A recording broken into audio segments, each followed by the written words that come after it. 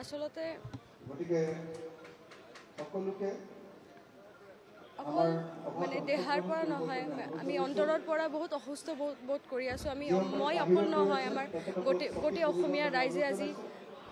আজিৰ পৰা একমাহ আগতে হঠাৎ মানে পটককৈ এনেকুৱা এটা নিউজ এটা বাতৰি দুপৰীয়া টিভি চেনেলত চাইছে সেইটো কেতিয়াও কোনোবাই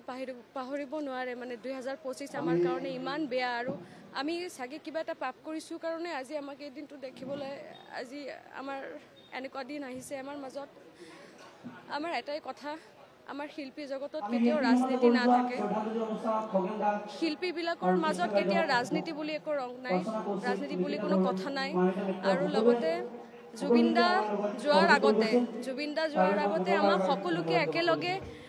জাতি ধৰ্ম নিৰ্বিশেষে সকলোকে এক কৰি থৈ গৈছে সেইকাৰণে জুবিন দাৰ কাৰণেহে আমাৰ গোটেই বিশ্ব আজি দেখিবলৈ পাইছে যে একতা কাক কয় অসমৰ মানুহে দেখাই দিছে একতা কাক কয় বুলি সো এটাই কথা আমি